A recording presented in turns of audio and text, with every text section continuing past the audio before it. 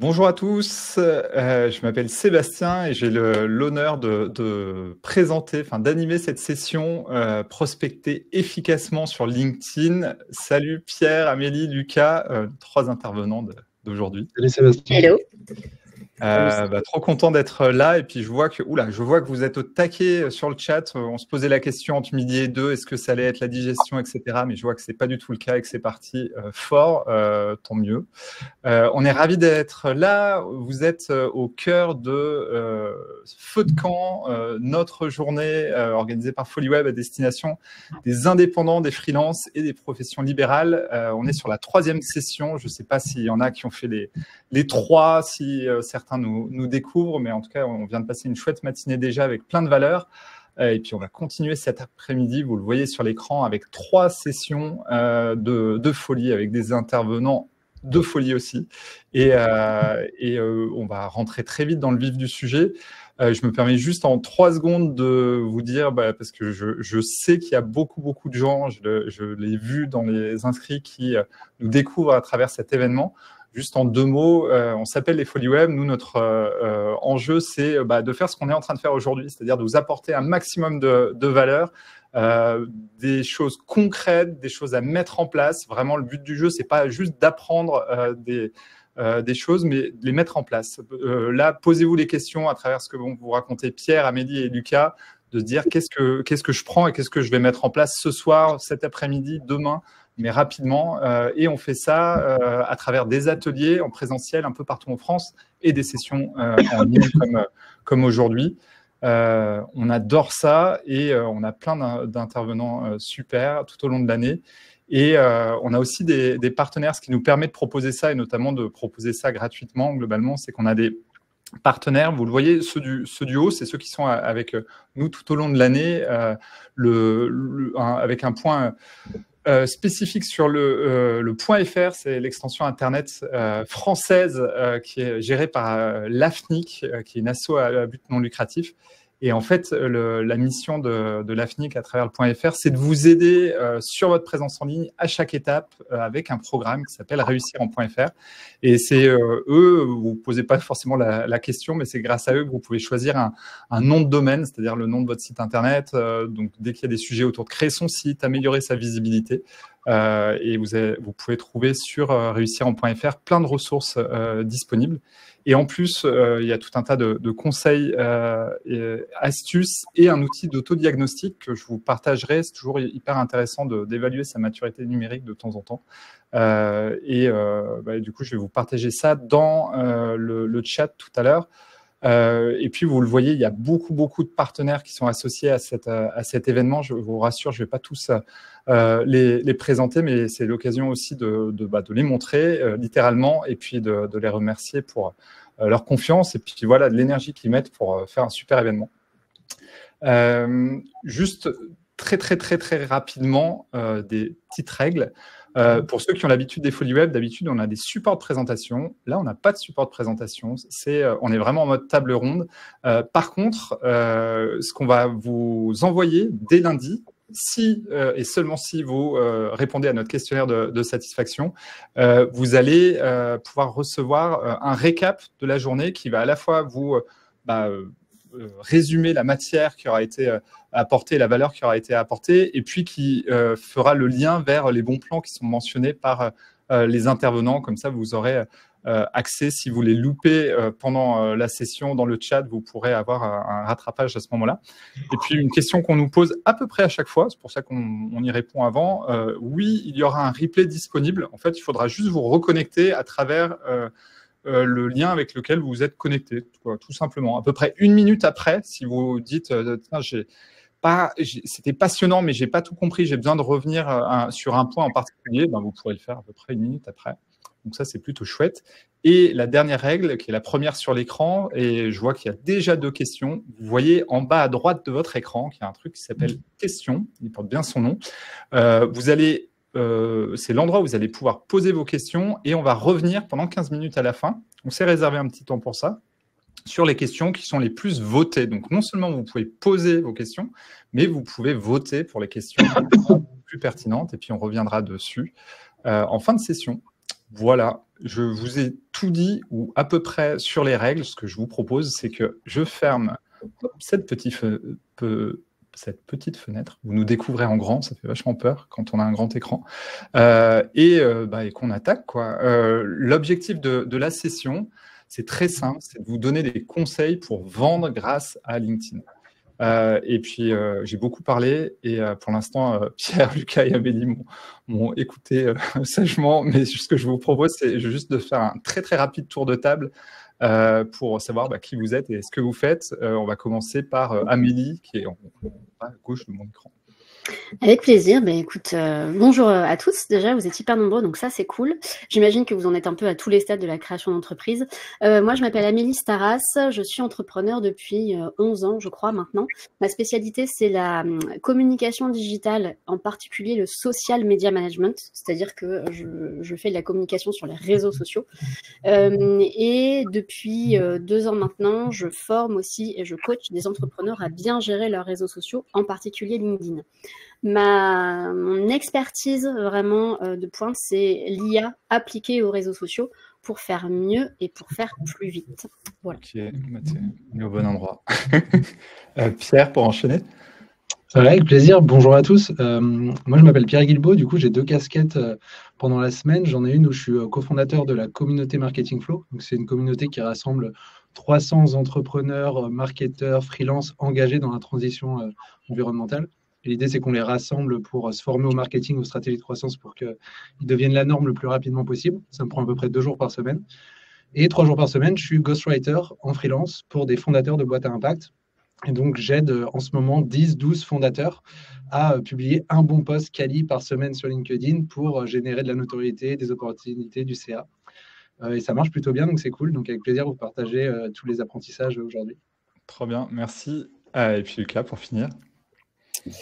Bien, bonjour à tous aussi. Moi, je suis Lucas Mias et je suis associé dans 2 structures. La première, c'est NeoCamino, qui est une agence en stratégie d'acquisition digitale pour les TPE-PME, les dirigeants d'entreprises qui cherchent à prendre de la hauteur sur leur stratégie d'acquisition digitale.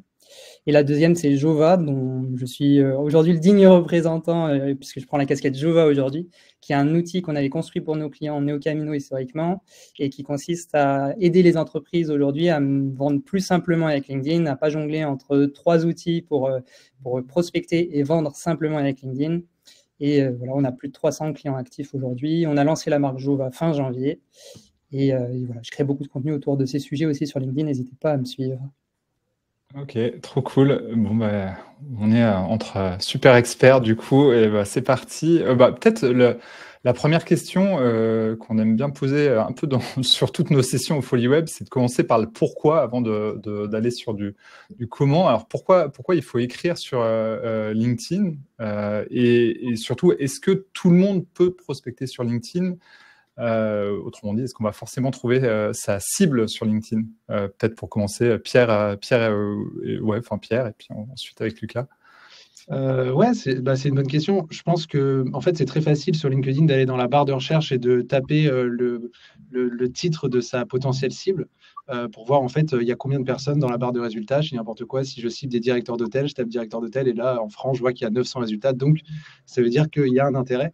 Mais pour ça, ça revient aussi aux fondations, c'est d'avoir une offre spécifique, puisque en fait, si on est capable de taper la cible spécifique dans la recherche, c'est qu'on a fait ce travail de se dire j'ai une offre. C'est-à-dire que moi, j'accompagne telle cible à atteindre tel objectif avec tel levier que je propose, notamment qu'on est en freelance. Par exemple, moi, si je prends mon exemple, j'aide les fondateurs de boîtes à impact à devenir des leaders d'opinion en prenant la parole sur LinkedIn. Donc, c'est hyper clair. Et du coup, il y a vraiment ce besoin, dans un premier temps, de faire ce travail de clarté. Et ce qui permet après de le mettre en avant sur son profil LinkedIn, de rajouter aussi de la preuve sociale, montrer des résultats qu'on a obtenus. Voilà, j'aide les e-commerçants à générer du chiffre d'affaires grâce à la publicité Meta-Ads. Et là, d'un coup, en fait, c'est beaucoup plus facile puisque quelqu'un qui serait dans la cible pourrait se dire « Ok, ça me parle, du coup, je prends contact avec toi ». Si on ne fait pas ce travail initial, il y a tellement de plus en plus de personnes qui prennent la parole parce que l'opportunité est là et ça fonctionne. En fait, on se noie dans la masse. Donc, il y a un vrai enjeu à être le plus spécifique possible et de faire ce travail-là pour prendre la parole. Et derrière, l'intérêt, c'est de générer de la notoriété, être top of mind et générer des clients et du chiffre d'affaires, je pense. Clairement. Lucas, du coup, toi, quelle est ta vision sur cette première question? Pour le coup, très aligné avec ce que vient de dire Pierre, assez facile au final de se rendre compte si oui ou non vos profils types de clients, si vous les avez déterminés, sont disponibles sur LinkedIn. Si vous ne l'avez pas encore fait, ce travail-là, c'est la première étape. Et parfois, en fait, passer par une étape de prospecter ou d'échanger avec des personnes sur LinkedIn pour l'affiner, l'approfondir, etc., ça peut être une bonne étape justement pour faire ce travail préalable.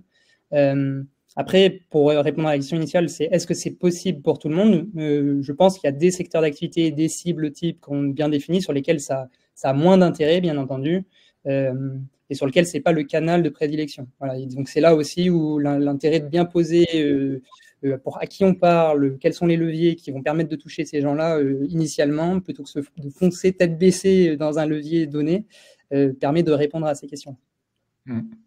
Ouais, ça, c'est quelque chose qui est revenu dans les sessions précédentes aujourd'hui sur Feu de Camp. Je vois des noms dans le chat qui étaient là tout à l'heure, je reconnais certains noms. Et c'est quelque chose qui était souligné de se dire, en fait, dans tous les cas, l'offre, et notamment le canevas que tu évoquais, Pierre, pour rendre ça le plus intelligible possible, va permettre à la fois, un truc qui était intéressant ce matin, c'était de se dire, non seulement ça va te permettre de t'adresser à tes futurs potentiels clients, et même si eux sont pas tes potentiels clients, peut-être qu'ils vont se dire, moi, je suis pas trop dans la cible, mais par contre, blablabla, juste parce qu'ils vont comprendre de quoi il s'agit, quoi. Et donc ça, il y a un vrai enjeu d'être très très clair, et on se le dit une fois pour toutes sur cette session, mais la clé avant toute chose, c'est vraiment l'offre, quoi. Juste pour rebondir très rapidement sur ce que tu viens de dire, parce que je pense que c'est très pertinent. Moi, je n'ai jamais recommandé à un client qui avait un besoin à quelqu'un qui faisait de la communication digitale en freelance ou qui faisait du marketing en freelance. J'ai toujours recommandé quelqu'un qui faisait spécialiste emailing sur Klaviyo, spécialiste Google Ads, spécialiste SEO pour les e-commerce, etc. Quand c'est identifié, le bouche-à-oreille se développe beaucoup plus fortement. Ouais. Et donc, en fait, j'ai vu déjà, il y a une question qui dit oui, mais si on est trop spécifique, est-ce qu'on ne va pas se fermer des portes? Il faut se fermer des portes, c'est contre-intuitif, mais c'est la clé. Parce qu'en fait, si on veut être un aimant, il faut en fait enlever toutes les autres personnes qui pourraient en fait se dire pourquoi pas. Surtout au début. Ouais, même. Ok, et en termes de... comment tu appréhendes, toi, Lucas, les objectifs? Comment tu fais, en fait, pour définir finalement ton nombre de clients, comment tu fixes des objectifs sur LinkedIn? C'est un bon point. Alors, je pense que déjà, les objectifs, c'est important de comprendre sa situation personnelle. Donc, les objectifs, ils dépendent de ce que vous, personnellement, vous avez envie d'atteindre comme résultat, quel impact vous avez envie d'avoir sur votre activité auprès de vos clients. Et ensuite, où est-ce que vous en êtes vis-à-vis de cette vision-là? Est-ce que vous êtes au tout début? Est-ce que vous êtes plutôt déjà implanté? Voilà, quand vous vous lancez en tant qu'indépendant, vous n'avez peut-être pas les mêmes objectifs que de quelqu'un qui a envie depuis plusieurs années et qui veut passer une étape, vivre mieux de son activité pour toucher d'autres clients ou avec des plus gros paniers moyens, etc. Donc, déjà faire un audit assez clair de où est-ce que j'en suis, où est-ce que je veux aller, quels sont mes objectifs concrets. Et après, à partir de là, moi, je me suis présenté comme fondateur de NeoCamino et Jova, qui est un outil de CRM et de prospection. Je vais être plutôt pertinent sur des objectifs de prospection, typiquement, pour vous donner des ordres de grandeur de ce qui peut être intéressant d'avoir comme résultat avec la prospection. C'est souvent une loi des nombres, la prospection. Je veux 5 clients sur l'année parce que j'ai des gros paniers moyens, je veux vivre de mon activité, tirer tel revenu. Eh bien, combien de clients il faut que j'aille chercher sur l'année? Combien, a priori, ça veut dire qu'il faut que je génère de conversations sur un mois donné ou sur une semaine donnée? Et quelles sont mes hypothèses de transformation sur ces conversations. Donc, ça s'affine dans le temps, hein, bien sûr, il faut le confronter au réel, mais poser ces objectifs-là de base pour se donner un cap et savoir si on est dans la bonne direction, ça aide à prendre de la hauteur. Voilà, et donc ça, c'est pour la partie purement prospection, en tout cas, si vous voulez compléter sur l'aspect organique, n'hésitez pas. Ouais. Après, justement, c'est une fois qu'on s'est dit, bon, LinkedIn, c'est le bon endroit pour moi. Une fois qu'on a bien défini sa cible, son offre, pas que sur LinkedIn, pour le coup, sur l'ensemble de ce qu'on fait, comment on s'y prend? Et dans la préparation, Amélie, toi, tu évoquais plusieurs piliers qui sont ceux que tu as en tête. Comment on fait pour prospecter sur LinkedIn pour toi? Moi, j'aime bien raconter qu'il y a 3 piliers, donc essentiels selon moi pour réussir sa stratégie social média, de façon à ce que cette stratégie puisse faire vivre votre business et vous ramener des clients. Bien sûr, les réseaux sociaux ne sont qu'un moyen d'avoir de la visibilité et d'avoir des clients. Il y a plein d'autres, voilà, du Google Ads, du Meta Ads, enfin Meta Ads c'est du réseau social, mais du Google Ads par exemple. Mais en tout cas, quand on est entrepreneur solo, et c'est peut-être le cas de beaucoup d'entre vous, on n'a pas la possibilité de se disperser sur plusieurs canaux de communication et les réseaux sociaux, c'est assez facile. Donc si vous voulez utiliser un réseau social, n'importe lequel, pour avoir du business et avoir des clients, vous devez absolument avoir en tête ces 3 piliers. D'abord, vous devez absolument avoir une excellente stratégie de contenu. La stratégie de contenu, c'est du contenu régulier qui s'inscrit sur une longue durée et qui parle de sujets qui intéressent vos cibles. Voilà, ça, c'est les 3 éléments qui sont vraiment pertinents à avoir en tête.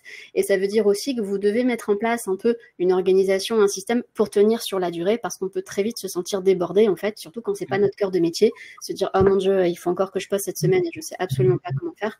Donc, le système qui va vous permettre de créer du contenu qui intéresse vos cibles, qui parle de votre offre, qui s'inscrit dans la durée et qui est régulier, c'est essentiel.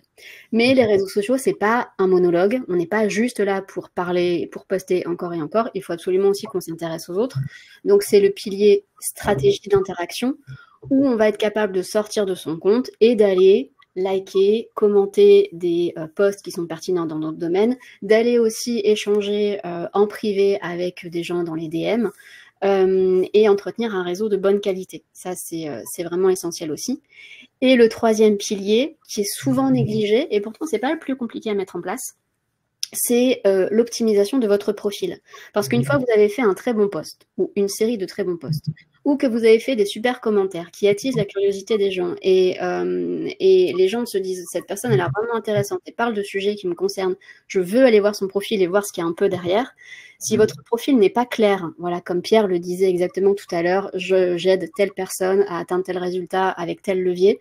Si on ne comprend pas exactement le bénéfice, si on ne comprend pas l'offre, et si on n'a pas cette petite marche qui permet de s'engager avec vous, de prendre un rendez-vous Calendly, de vous appeler, de vous envoyer un mail, d'aller visiter votre site web, en fait, votre profil est un peu une voie sans issue, une dead end, et il ne se passe rien. Et vous avez suscité la curiosité de quelqu'un, mais ça s'est arrêté là et la personne a fait demi-tour parce que votre profil n'est pas optimisé. Donc voilà, ça c'est les 3 choses à avoir en tête. Une bonne stratégie de contenu, une bonne stratégie d'interaction et un profil optimisé. D'ailleurs, c'est le moment. En ce qui concerne votre stratégie de contenu, en fonction de votre niveau, parfois, vous n'avez pas de stratégie, du coup. Et si les réseaux sociaux et le marketing et la communication, c'est pas votre domaine, c'est pas forcément évident. Donc, je vous ai préparé un petit lien que je vous mets dans le chat. C'est un questionnaire à remplir qui va vous poser plein de questions et qui va vous envoyer en fait un prompt personnalisé que vous allez pouvoir rentrer dans ChatGPT et qui va vous aider à mettre en place votre stratégie de contenu. Les prompts pour brainstormer avec ChatGPT, c'est important qu'il soit complet, qu'il soit nourri, qu'il y ait plein d'informations sur vous. Donc ça pourra vous aider à réfléchir un peu. Et en ce qui concerne l'optimisation de votre profil, notamment sur LinkedIn, j'ai créé un assistant IA, ChatGPT, qui vous aide aussi à trouver un titre de profil optimisé qui met en avant votre offre, le bénéfice qui vous aide, etc. Et donc, je vous le partage également dans le chat. Voilà. Comme ça, vous avez des outils actionnables pour aller optimiser un peu tout ça. Ouais, tu nous avais dit que tu utilisais l'IA. Merci en tout cas déjà pour ces deux ressources, mais en voilà la preuve de voir comment, en tout cas, toi, ta façon de le faire carrément. On a fait le choix, on s'en est parlé, parce qu'on peut se parler de plein de choses sur LinkedIn. On va pas passer trop de temps sur l'optimisation du profil en soi sur LinkedIn, d'où aussi le fait de pouvoir avoir des ressources par ailleurs. Après, si vous avez des questions spécifiques et qu'elles sont plébiscitées, vous pourrez tout à fait les poser, on pourra revenir dessus. En attendant, en fait, la question que j'avais envie de vous poser, c'était de se dire quelles sont les bonnes pratiques pour générer des conversations. Si on se parle d'abord de posts et des contenus, on verra après d'autres types de conversations, dont les interactions dont parlait Amélie. Mais on se disait, la base de la base, c'est d'avoir un poste de qualité. Bon, ok, mais c'est quoi un poste de qualité pour toi, Pierre, par exemple? Est-ce que tu peux nous donner un exemple d'un poste en particulier qui a cartonné pour toi? Ouais, carrément. Je pense que la structure d'un bon poste, un poste, c'est structuré en 3. C'est le hook, c'est-à-dire les 2-3 premières lignes que l'on voit avant de cliquer sur voir plus. Ensuite, c'est le corps. La deuxième de la structure, c'est le corps du poste. Et donc là, c'est un contenu qui doit être fluide et qui doit raconter globalement une histoire. Et à la fin, on a une chute. C'est les 2, 3, 4 dernières lignes. C'est là où on va envoyer un message. Parce que pour moi, en fait, un poste doit être égal à une grande idée. Des fois, on se perd, on raconte trop de choses, etc. Donc, il faut se dire, un poste égale une idée est égal à un message. Le message, c'est quoi le truc que j'ai envie que les gens retiennent? C'est quoi le message que j'ai envie de faire passer? On vit tous des choses et l'idée, c'est de pouvoir potentiellement les raconter, en tirer des apprentissages, apporter de la valeur, des fois divertir. Il y a plein de possibilités.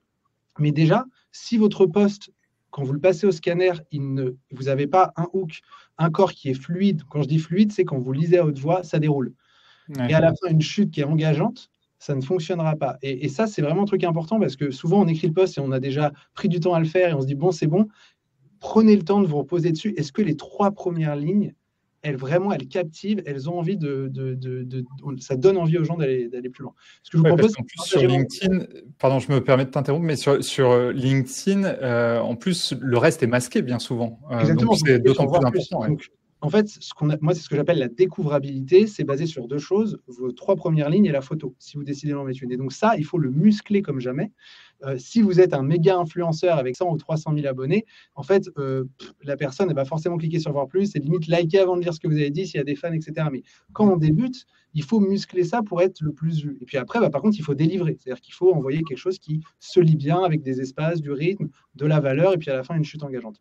Donc, ce que je vous propose, c'est de partager mon écran très rapidement et de vous montrer ce que j'ai fait avec un client qui postait pratiquement jamais sur LinkedIn. Il s'appelle Léo Primard. Il a créé un documentaire sur l'inaction climatique. Il a bossé pendant 2 ans dessus. Donc, c'est quand même beaucoup de travail. C'est pas juste, tiens, j'ai envie de raconter le truc qui m'est arrivé hier.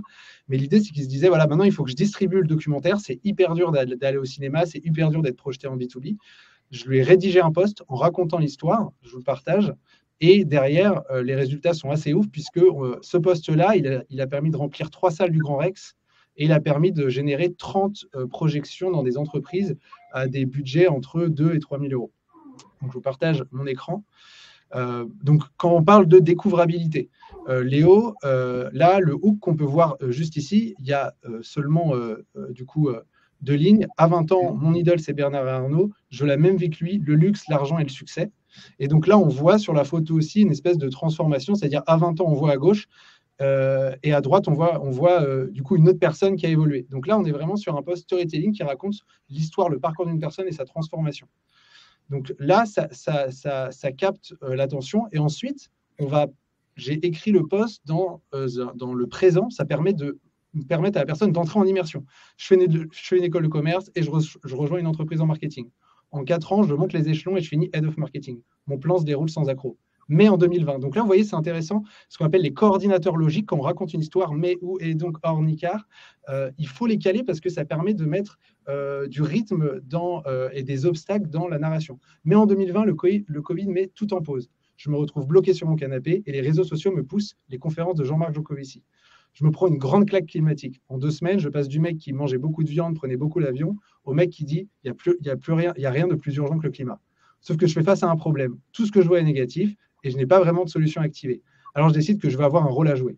Un soir, Célia rentre de l'appartement, donc c'est sa copine, et je lui dis je quitte mon job.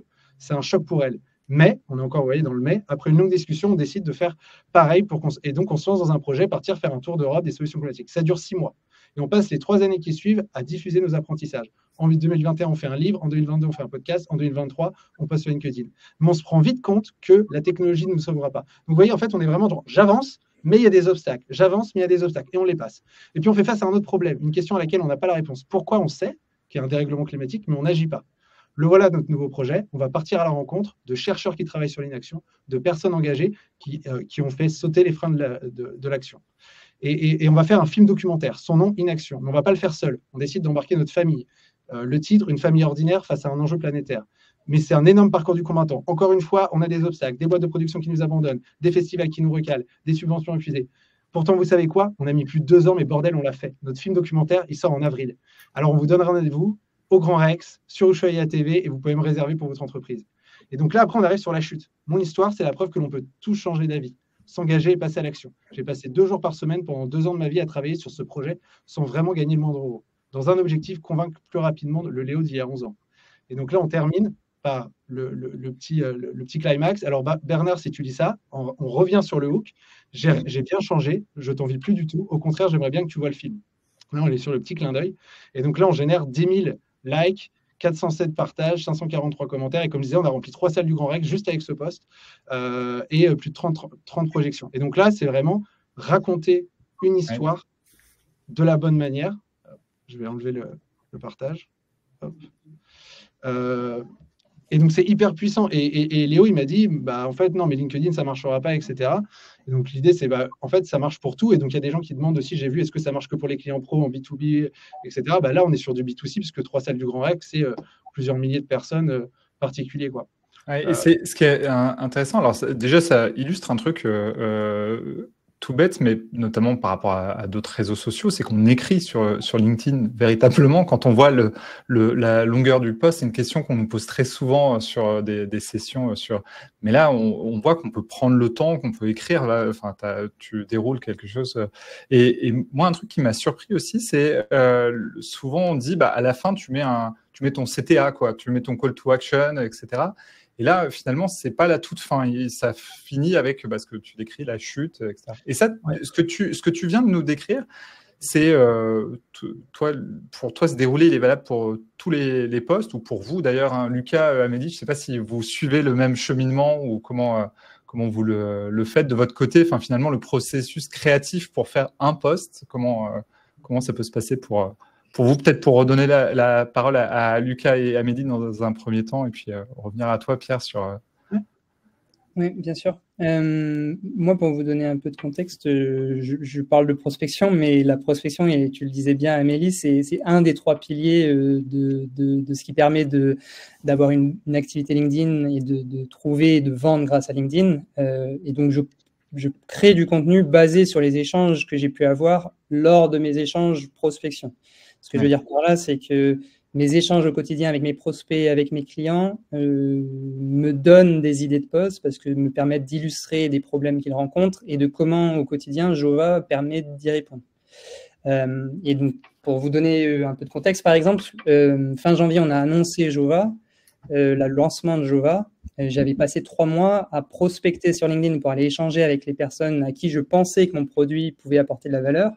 Et avec les échanges que j'ai pu avoir sur LinkedIn, en utilisant Jova, j'ai créé des posts pour chacune des problématiques que j'avais identifiées lors de mes échanges, ce qui m'a permis de créer une communauté autour de la prospection sur LinkedIn et ainsi, le jour du lancement de Jova, de tout de suite avoir un impact de qualité. Donc, pour répondre en tout cas, un impact non négligeable, puisque le post de lancement de Jova a permis de toucher plus de 180 000 personnes. Pour un produit en B2B, c'est non négligeable.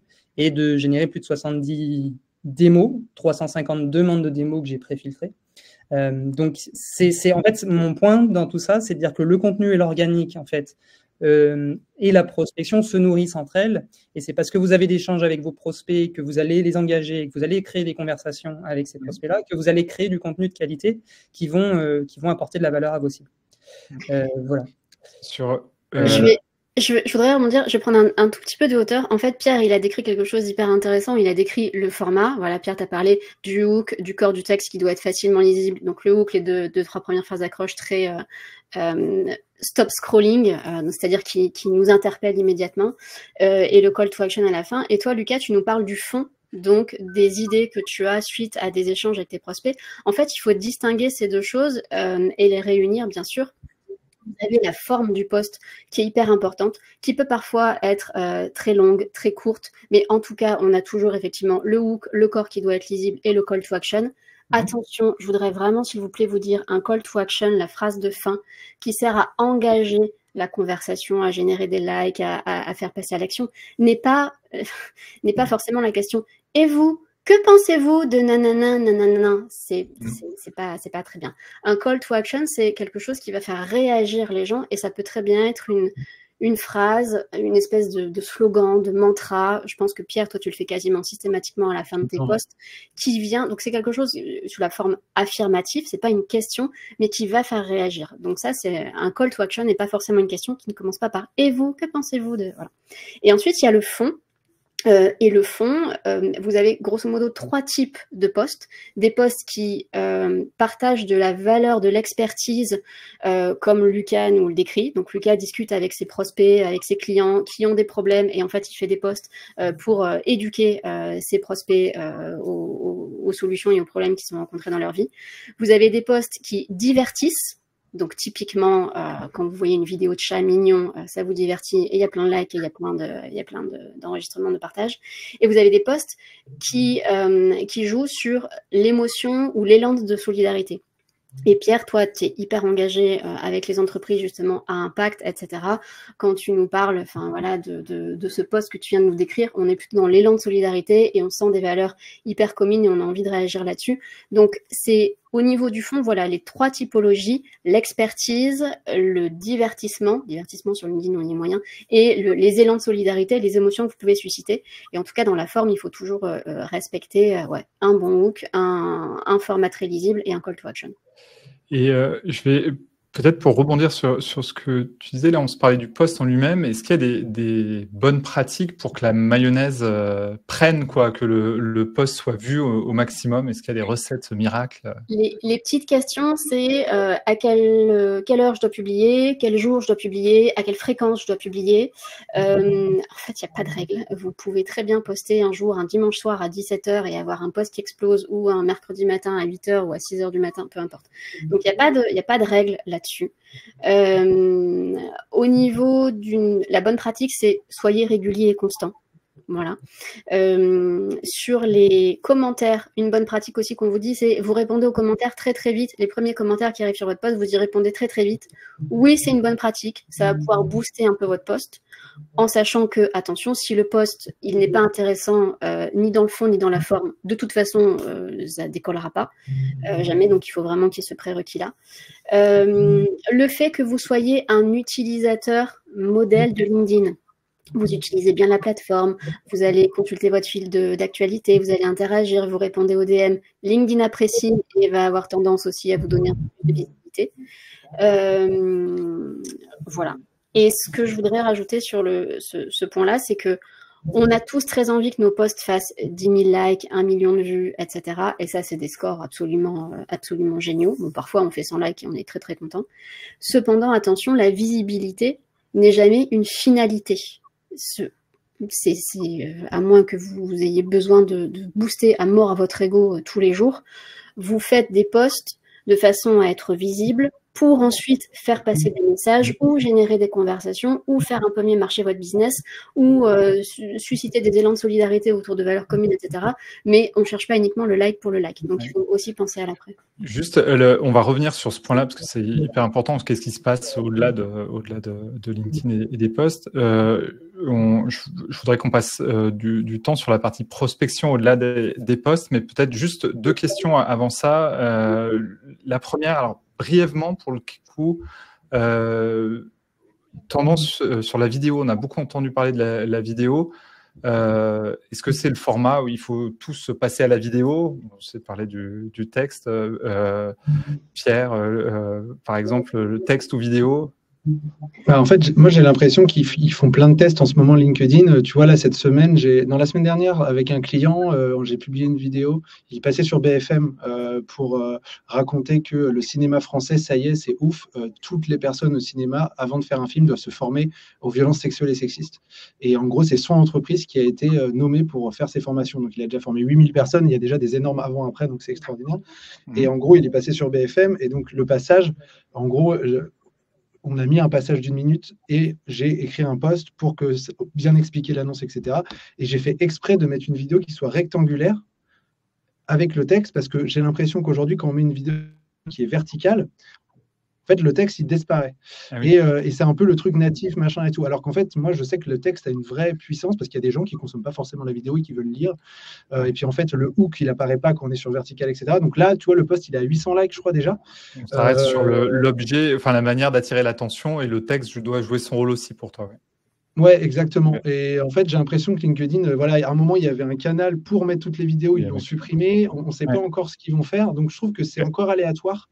Et donc, moi, en tout cas, aujourd'hui, 90% des posts, que 95%, ça reste du texte avec de la photo et ça fonctionne très, très bien. Okay. Il y a des formats effectivement un peu historiques, texte plus photo, carrousel plus photo. On sait que ça fonctionne et que ça a beaucoup fonctionné avant, ça fonctionne toujours maintenant et a priori ça fonctionnera demain. Effectivement, LinkedIn, comme n'importe quel autre réseau social, propose des nouvelles fonctionnalités. Donc l'année dernière, on a eu le fil vidéo qui est apparu avec voilà, présenté dans un fil à part ou pas. Là, cette fonctionnalité a disparu du fil vidéo. Et LinkedIn apprécie aussi quand les utilisateurs jouent le jeu de mettre en avant les nouvelles fonctionnalités. Donc, je peux partager mon écran là-dessus, sur l'exemple d'un post vidéo. C'est celle-ci. Yes, c'est celle-ci. Donc ça, c'est un post que j'ai fait il y a 3 mois. On avait un peu passé la vibe de la vidéo qui a beaucoup vraiment cartonné vers septembre, octobre, décembre de 2024. Et ce post-là, je savais que le sujet plaisait, donc je ne prenais pas de risque sur le fond.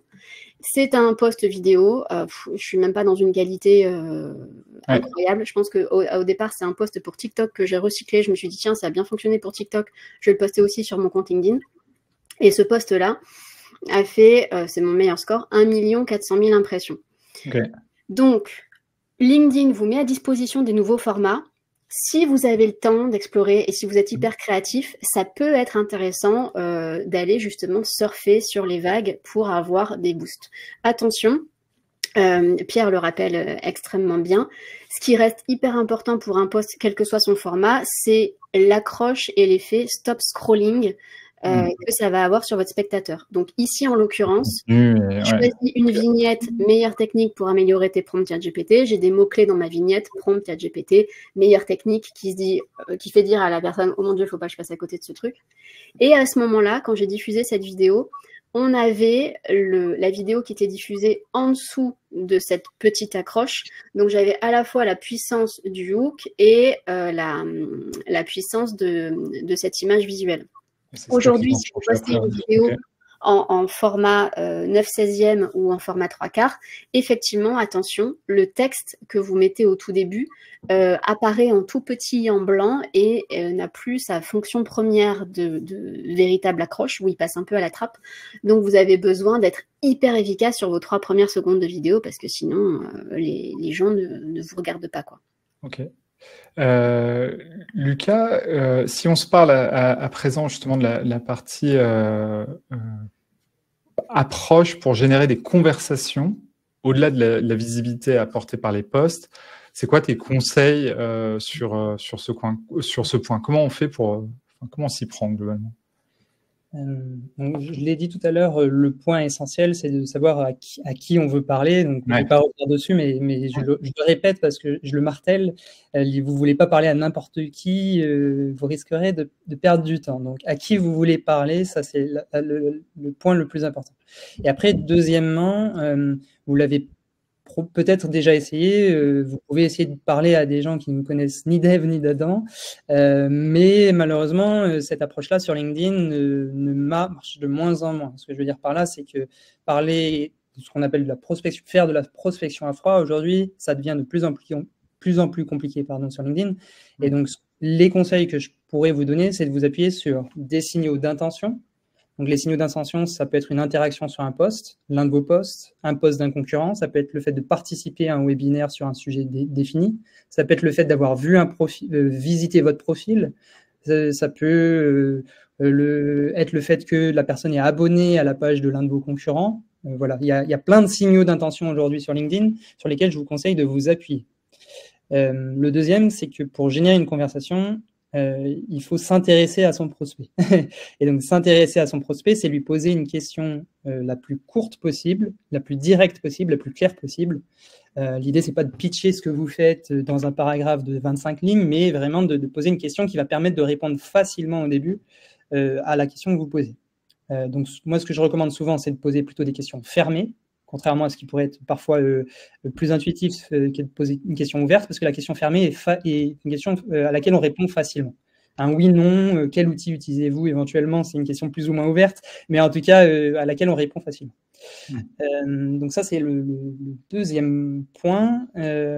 Troisième point, même, j'en suis au troisième. Si je peux me permettre de rebondir, Lucas, parce que je trouve ça hyper intéressant quand tu dis la formulation des questions.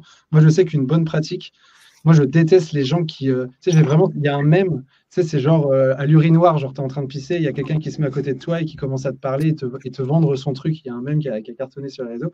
Donc, c'est la même chose, tu connais, comme tu disais, quelqu'un ni d'Ève ni d'Adam, et tu retrouves avec son message où il te propose son truc avec le lien du site internet. Et donc ça, c'est du marketing qui est poussif versus du marketing de permission, où tu t'intéresses, tu présentes ton offre, tu présentes ce que tu as en tête par rapport à lui, ce que tu as vu de lui, voilà, le côté un peu personnalisé. Par exemple, je sais pas, je dis n'importe quoi, j'ai vu que tu faisais ça, je viens de créer ça, est-ce que ça t'intéresse, point d'interrogation. Et là, on rentre dans du marketing de permission, parce que la personne, elle dit oui ou non. Et en fait, quand elle dit oui, ça renverse tout le rapport de force, parce que d'un coup, c'est elle qui est intéressée, qui dit je veux ce que tu me proposes, versus directement, voici mon outil et teste-le. Et ça change tout dans la psychologie comportementale, le fait de demander l'autorisation à la personne au lieu de lui pousser le truc. Donc voilà, c'est juste pour revenir, parce que je vois ça tout le temps et ça me rend fou. Et Pierre, tu as mentionné aussi un point qui était important et qui est le fait de personnaliser votre approche. Donc, vous appuyez sur un signal d'intérêt. J'ai vu que tu faisais ça, ou que tu avais liké ce post, ou que tu avais mis un commentaire sur ce post, et c'est pour ça que je te contacte. Voilà. Donc, bien contextualiser la raison de votre message et qu'est-ce qui fait que vous parlez à cette personne et pas à une autre, etc. Donc ça, c'est vraiment les quelques points les plus importants. La contextualisation, savoir à qui on parle, le message court avec une réponse, une question facile à laquelle répondre. Voilà les points les plus importants. Okay. Et apporter de valeur pour en tout cas s'intéresser à son prospect. Et après, il y a un truc quand on prépare la session, puis ces discussions qu'on a eues souvent, c'est de se dire ne pas perdre de vue que l'enjeu, c'est d'en sortir de LinkedIn, en fait, quoi. C'est de pas faire sa vie dessus. Comment, là-dessus, peut-être pour finir avec toi, Lucas, pour aller au bout du truc, donc tu as généré des échanges, et après, qu'est-ce qui se passe, du coup?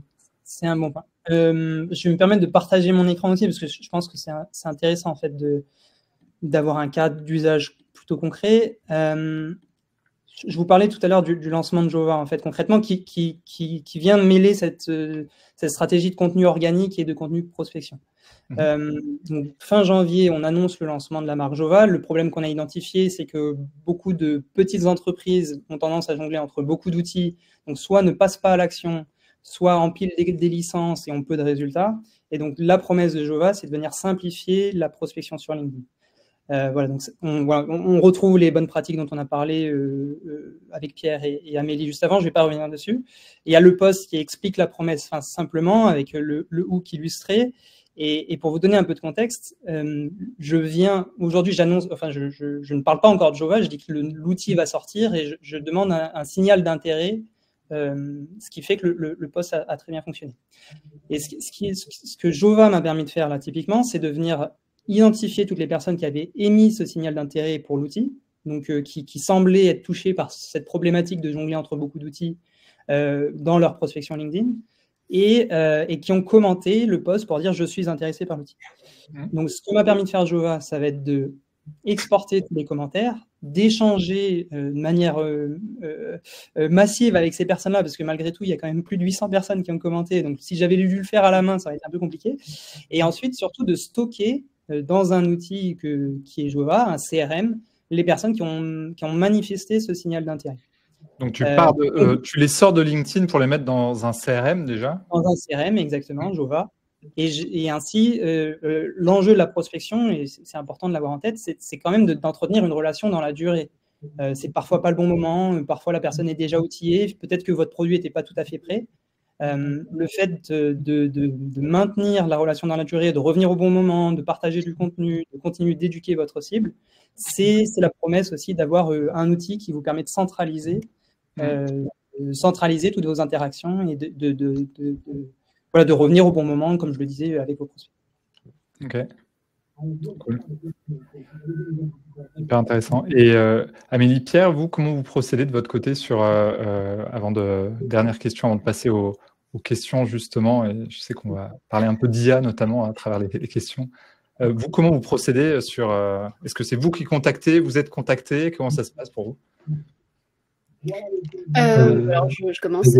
Moi, je suis fan de l'inbound marketing, c'est-à-dire je crée du contenu qui intéresse suffisamment mes cibles pour que mes cibles viennent à moi et soit cliquent sur mon lien et réservent toute seule leur workshop avec moi, soit me contactent en DM ou m'envoient un mail, un message, peu importe. C'est ma façon à moi, celle que je préfère de faire de la prospection finalement ou d'attirer des clients, même si je pense que je pourrais aller encore plus loin si je combinais de la prospection active de la bande avec les outils Lucas par exemple. Donc voilà, ma technique c'est de créer du contenu qui va être au service de ma stratégie business, qui va partager beaucoup de valeur, de façon à ce que je puisse être considérée effectivement comme une référente dans mon domaine et que les gens puissent avoir un aperçu de mes compétences, et ensuite faire passer les gens à l'action en les orientant vers mon site web par exemple. Ok, très clair.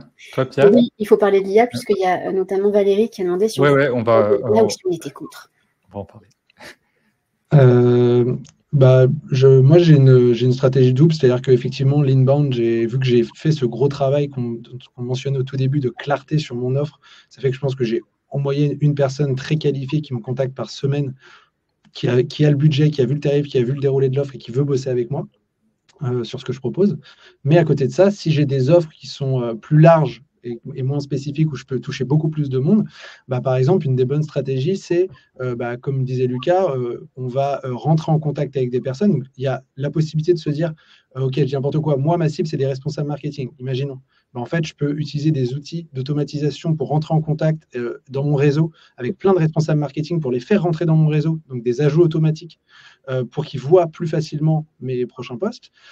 Et les personnes qui vont commenter, liker les posts que je fais, je peux aussi les contacter en DM et là, plutôt que de leur proposer directement mon offre payante, leur partager de la valeur, donc leur partager une ressource, un template, et voilà, et de leur proposer, j'ai vu que tu faisais cette activité, je me demandais si tu avais besoin tu avais cette problématique ou ça, est-ce que ça t'intéresse? J'ai créé ça. La personne, si elle dit oui, on lui donne le lien, elle le télécharge, on récupère un email. Derrière, ça permet de créer la relation. Et encore une fois, c'est aussi ce que disait Lucas, c'est un vrai enjeu de timing, c'est-à-dire que les gens, ils ne sont pas forcément matures tout de suite pour acheter, ils n'ont pas forcément tout de suite le budget. Dans la vente, il y a un vrai sujet de timing. Et donc, pour ça, la clé, c'est je crée la relation le plus tôt possible. Je la nourris avec des échanges en DM, des posts LinkedIn, ce qui permet d'être top of mind pour que quand la personne, elle se dit c'est le bon moment, en fait, c'est forcément vous, la personne qu'elle va voir. Et c'est ça tout le travail qu'il y a à faire entre les discussions en DM et les posts LinkedIn, c'est de s'assurer que vous êtes numéro 1 sur votre niche, sur votre spécialité. Ok. Trop cool. Je vous propose qu'on souffle une seconde. Vous voyez, les échanges sont hyper riches et on va passer aux questions. Je vais juste vous partager un truc sur votre écran pour récupérer justement le contenu des échanges et puis les liens vers ce qui aura été mentionné par les uns et par les autres. Hop, je vous promets ça quelques secondes. Et comme ça, vous pouvez cliquer et puis remplir ça tranquillement à tête reposée. Et puis, ce que je vais faire aussi, c'est qu'on va passer aux questions et avec un premier sujet qui est revenu dans différentes questions autour de l'IA. En tout cas, la question qui est posée sur LinkedIn d'ailleurs aussi et en dehors de LinkedIn. Est-ce qu'on doit faire tous nos posts avec de l'IA, ou quel rôle l'IA doit jouer en tout cas dans cette stratégie? Je ne sais pas qui veut attaquer. Amélie, j'imagine. Je veux commencer. Ouais. Et on va essayer, on va se donner quand même une règle parce que c'est d'aller relativement brièvement sur nos réponses pour pouvoir en prendre quelques-unes et puis faire tout. Est-ce qu'on doit utiliser l'IA pour faire nos posts, pour faire tous nos posts? Je pense que la question est pas très bien posée et c'est pas le bon angle. En fait, l'IA aujourd'hui, vous pouvez l'utiliser pour deux bénéfices. Soit vous voulez aller plus vite, soit vous voulez faire mieux. Et si jamais vous maîtrisez vachement bien, vous faites et plus plus vite et mieux ce que vous voulez produire. Mais il faut vraiment que tout le monde comprenne qu'on peut aussi avoir des résultats très médiocres avec l'IA, et ça, c'est ce qu'on veut tous éviter. On a tous vu des très mauvais posts LinkedIn, on a tous vu des très mauvais commentaires LinkedIn générés avec l'IA, et il n'est pas question d'utiliser l'IA pour faire des trucs nazes, quoi, clairement. Les deux erreurs qui nous poussent à obtenir des résultats médiocres, c'est soit vous ne savez pas encore bien utiliser l'IA. Je vais faire le parallèle avec Photoshop, c'est un outil que j'aime bien. On sait tous que Photoshop, c'est génial, ça peut faire des créations graphiques absolument superbes, mais si vous vous connectez à Photoshop, si vous ouvrez le logiciel pour la première fois, bon courage pour faire un truc de qualité hyper rapide. L'IA et ChatGPT, c'est un peu la même chose. Donc il faut passer du temps, il faut accepter de passer du temps, de pratiquer, encore et encore, pour avoir des bons prompts et pour avoir des bons résultats. Donc ça, c'est la première erreur, penser que l'IA, c'est magique et que on peut découvrir, on peut avoir des super résultats sans avoir appris. Deuxième erreur, c'est quand vous utilisez l'IA pour obtenir des réponses dans un domaine qui n'est pas votre domaine d'expertise. Aujourd'hui, il y a quelqu'un qui a dit, Laurence, par exemple, c'est dur de faire toute la stratégie de communication et en plus de faire notre activité. Ça veut dire que ton activité à toi, Laurence, c'est complètement différent de la communication digitale. Et si vous êtes dans ce cas-là et que vous utilisez l'IA et ChatGPT pour écrire des posts, alors que vous ne savez pas comment on écrit un bon post, que vous n'avez pas 6 ans d'expertise comme Pierre dans le copywriting, etc., forcément, ça vous donnera des mauvaises réponses. C'est comme si vous demandiez à un scientifique de résoudre une équation de physique quantique, que le scientifique vous répond, la réponse est 42. Comment est-ce que vous voulez évaluer la pertinence de la réponse? En fait, vous n'avez pas les compétences, c'est pas votre cœur de métier pour dire, OK, ça c'est une bonne réponse ou pas. Donc, utilisez l'IA pour générer un post LinkedIn. Quand à la base, on n'a pas appris à écrire un bon post LinkedIn, ça n'a pas de sens. Et si vous n'avez pas le temps d'apprendre par vous-même, je ne peux que vous encourager à vous faire aider d'experts. Donc, soit vous avez un budget, un bon budget et vous engagez des copywriters, etc. Soit vous faites des formations, vous prenez des plus petits produits qui vont vous aider à passer des étapes petit à petit comme ça dans votre transformation. Bon. Ok. Est-ce que vous avez quelque chose à rajouter ou est-ce qu'on part sur une autre... Je peux rajouter un micro-truc, c'est plus... moi, je pense que ce qui est important... Je suis totalement aligné avec ce que vient de dire Amélie, je pense que ça revient toujours à ce côté esprit critique, c'est-à-dire qu'il faut développer son esprit critique pour juger est-ce que c'est bien. C'est comme, moi par exemple, je ne suis pas designer, et du coup l'IA, ça m'aide à faire des designs, mais de temps en temps, je ne sais pas juger si c'est vraiment bien ce que je fais, à quel point c'est canon, parce que je ne suis pas designer, donc ça a des limites. Je pense que pour... il y a tout aussi une stratégie de création de processus d'écriture et ça, je pense que c'est important. La première chose, c'est pour être remarqué, il faut se rappeler qu'il faut faire des choses de remarquables. Il ne faut pas gueuler plus fort dans un speaker. Et donc, faire des choses de remarquables, c'est souvent faire des choses qui sont dures pour les autres. Donc, ça veut dire sortir de sa zone de confort, se lancer en indépendant, lancer une nouvelle offre, se lever plus tôt le matin, faire plus de sport. Je caricature, mais parce que c'est des choses qu'on voit, mais c'est faire des choses que les gens n'arrivent pas forcément à faire. Et puis après, c'est prendre le temps de se faire des balades, prendre du temps pour soi, pour faire un peu d'introspection, comprendre ce qu'on vient de vivre, faire les liens entre eux, et après se poser sur une feuille blanche, essayer de raconter, donner la matière de ce qu'on a vécu pour en tirer des apprentissages. Mais en fait, voilà, on va dire, il y a besoin de faire des choses remarquables pour être remarqué. Et ça, c'est la base. Et si on prend le post LinkedIn de Léo sur l'inaction, il a quand même fait 2 ans, il a créé un documentaire sur l'inaction climatique. C'est-à-dire que je pense que sur les 341 personnes, aujourd'hui, personne n'a fait ça. Donc, évidemment que moi, avec ma plume, j'arrive à magnifier le truc, mais sans ça, sans cette matière première. Donc, il faut penser d'abord à la matière première et après, l'IA peut être un outil qui peut aider. Moi, je ne l'utilise pas pour rédiger les posts, je l'utilise pour m'aider à brainstormer sur des reformulations de temps en temps quand je bloque, reformuler une chute, reformuler une tournure, etc. pour que ça soit plus fluide. Ça, je trouve que c'est super pour faire un ping-pong. Donc, c'est un super outil. Mais la première étape, c'est de sortir de chez soi et faire des trucs, quoi. Ouais, je veux juste rajouter, moi j'utilise l'IA pour écrire tous mes posts, clairement, selon un process ultra défini, rigoureux que j'ai mis en place pendant plusieurs mois, mais la matière première, c'est toujours ce que je pense, la valeur que j'ai à partager, ce que j'ai vécu avec mes clients, mes prospects, les dernières conversations que j'ai eues, l'idée que j'ai eue à 4 heures du matin ou sous la douche, et il y a toute cette partie de moi, mon pur jus de cerveau, que je vais mettre aussi à l'intérieur, et qui va venir formater, donner la jolie forme pour un post LinkedIn à ma pensée. Mais le fond, effectivement, vous ne pouvez pas demander à ChatGPT de faire le fond de votre post. C'est compliqué. Ok. On va shooter, on va répondre à quelques questions. Je vais vous shooter quelques questions. C'est la question qui a eu le plus de votes, donc on la soumet, c'est bien normal. D'Alicia, bravo Alicia.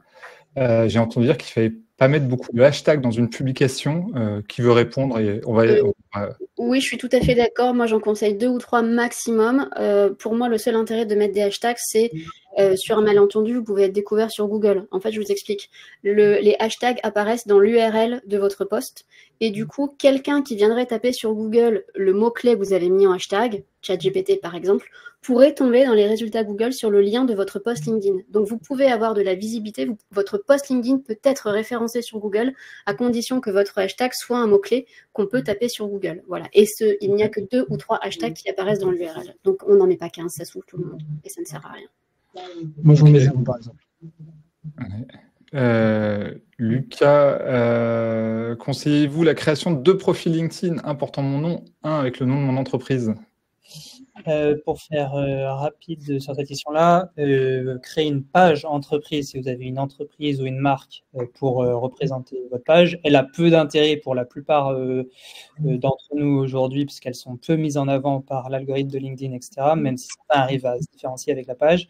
Et un profil LinkedIn pour une personne, de toute façon, LinkedIn est de plus en plus attentif à ce que chaque personne soit bien identifiée, voilà, double identifiée, etc. Donc, un profil, une personne. Si vous êtes solopreneur, pas d'intérêt. Si vous avez une startup ou une PME de 10 personnes, oui, bien sûr, c'est pertinent. Ok. On suit un compte LinkedIn et se connecter avec la personne sans forcément la connaître. Qu'est-ce qui se fait? Qu'est-ce qui est bien, Pierre, pour tourner? Entre suivre un compte LinkedIn et se connecter avec la personne, qu'est-ce qui se fait? Je pense que en fait, l'argent est dans les DM. Donc, si tu suis la personne, tu ne seras pas dans ses DM. Donc, si tu penses qu'il y a des synergies, des opportunités, du business à faire avec la personne, il faut forcément se connecter et rentrer en DM. Et aussi, petit tips, mais je pense que c'est important, si vous utilisez des outils d'automatisation pour envoyer beaucoup de DM, beaucoup de demandes de connexion, passez votre LinkedIn en premium. Moi, j'ai déjà été banni plusieurs fois 10 jours de LinkedIn. C'est très désagréable. Et donc, en fait, je pense qu'à partir du moment où on paye LinkedIn Premium ou Sales Navigator entre 60 et 100 balles par mois, en fait, LinkedIn se dit c'est un utilisateur payant, donc je le laisse pépère. Il peut faire un peu sa jungle. Donc voilà. Et autre tips pour réduire par 2 le coût de Sales Navigator, vous le prenez, ça coûte 100 € le premier mois, puis vous désabonnez. Quand vous désabonnez, il y a une pop-up qui apparaît qui dit est-ce que vous voulez rester pour 50% pendant 2 mois de plus? Et là, vous cliquez sur oui, et du coup, vous avez les prochains mois 50%. Voilà. Je veux juste rajouter, LinkedIn, c'est pas que pour la prospection. Vous pouvez apprendre plein de trucs et vraiment passer des étapes dans vos compétences de cœur de métier. Moi, je suis abonnée à des tas de gens qui sont bien meilleurs que moi en IA, en automatisation, en copywriting, etc. Et ces gens-là, je les suis. Je suis abonnée à eux. Je ne suis pas connectée. Je n'ai pas besoin d'échanger avec eux. Je veux juste profiter de leur contenu. Donc, en fonction de, effectivement, est-ce que vous voulez prospecter ou est-ce que vous voulez apprendre à faire de la veille? D'ailleurs, si vous voulez apprendre à faire de la veille, vous pouvez cliquer sur la cloche du profil et dire je veux voir tous les posts de cette personne-là et vous aurez une notification à chaque post. Une question qui n'est pas liée à LinkedIn, mais qui a été plébiscitée. Je vais me permettre de répondre rapidement. Est-ce qu'un site web est nécessaire dès le lancement de notre activité? En tout cas, il y a une partie de la réponse, puis vous me direz si vous êtes d'accord ou pas. Avant le lancement de son activité, il y a un sujet comme sur le reste de savoir ce qu'on va raconter. Et donc, du coup, d'abord, il faut caler son offre, etc. Et une fois qu'on a calé son offre, il y a un enjeu à le faire savoir au maximum. Et avoir un site web, c'est quand même le moyen le plus sûr d'apparaître en premier quand quelqu'un vous cherche sur Google aujourd'hui. Après, par contre, il y a vraiment un sujet de se dire, il y a site web et site web. C'est-à-dire que c'est pas un site web où vous allez travailler pendant 6 mois dessus. Il faut plus le voir comme une landing page ou une première version d'un truc que vous ferez évoluer dans le futur. Donc, pour moi, c'est le point principal, c'est ça dépend ce que vous appelez site web. Aujourd'hui, c'est plus un sujet de mettre en ligne un site web, plus un sujet technique, plus un projet de 6 mois, tout ça. Il y a des solutions qui permettent d'aller beaucoup plus vite. Le sujet, c'est qu'est-ce que vous écrivez et quelle est votre offre, etc. Ce dont on s'est déjà parlé. Alors, moi, je dirais effectivement le site web, non, c'est pas nécessaire, parce que pour moi, un site web, c'est quelque chose de très complet, avec énormément de contenu, beaucoup d'onglets. Mais une landing page assez simple, qui décrit l'offre et qui permet de capter des leads, des prospects, oui, ça, bien sûr, vous la mettez en place immédiatement. Et c'est hyper facile et c'est gratuit avec des outils gratuits. Et vraiment, en 1 heure, vous pouvez avoir une landing page qui est opérationnelle, en fait. Comme une page Notion, par exemple. Alors, moi, c'est ce que j'ai fait. C'est une page Notion fond noir avec de l'écriture dessus. Et j'ai intégré un formulaire avec un outil qui s'appelle Tally, qui est un outil de formulaire gratuit. On l'intègre et en fait, on raconte des trucs. Et à la fin, si la personne elle veut bosser avec vous, bah, elle remplit le formulaire et vous recevez une notification. C'est aussi simple que ça, quoi.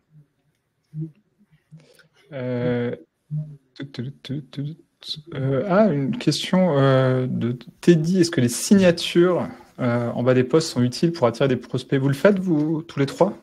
Oui, moi j'aime bien mettre des petites signatures à la fin de mes posts.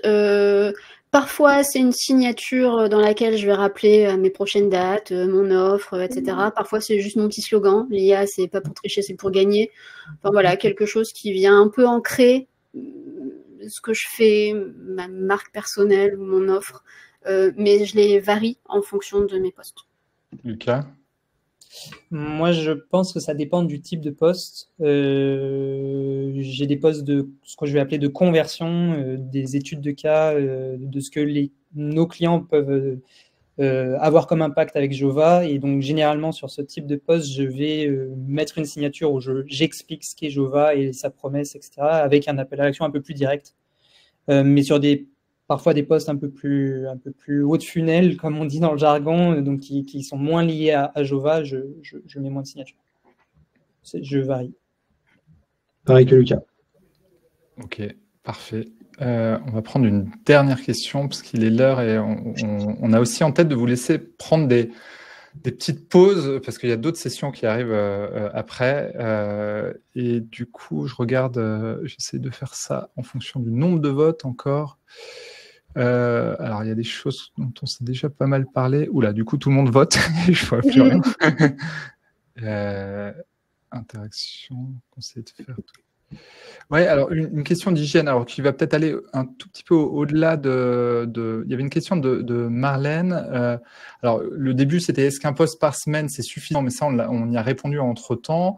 Par contre, pour l'interaction avec d'autres comptes, vous conseillez de le faire tous les jours. Est-ce qu'il y a un nombre d'interactions minimum à faire? Si j'élargis un peu la question, c'est de se dire, en termes, quelle est votre hygiène sur LinkedIn? Est-ce que vous y allez tous les jours où vous pensez qu'en termes de prospection, il faut y aller tous les jours, pas nécessairement pour poster, mais pour interagir, ou 50 fois par jour, ou une fois par semaine? C'est quoi la bonne hygiène pour tout ça? Ouais. Je trouve que ce qui est le plus important, c'est la persistance. Et forcément, quand on débute, si jamais vous choisissez aujourd'hui de vous lancer sur LinkedIn, oui, dans les 3 premiers mois, vous allez peut-être aller sur LinkedIn tous les jours pour aller vous inscrire dans une routine de au moins 10 commentaires par jour, par exemple. Mais en fait, au bout d'un moment, quand vous allez avoir de la visibilité qui s'installe, quand vos posts vont commencer à marcher, etc., que les gens vont venir vous contacter en DM, vous pouvez être beaucoup plus souple. Je veux dire, moi, aujourd'hui, je ne vais pas sur LinkedIn tous les jours. Il y a des journées où je suis full avec mes clients. Je n'ouvre même pas mon application.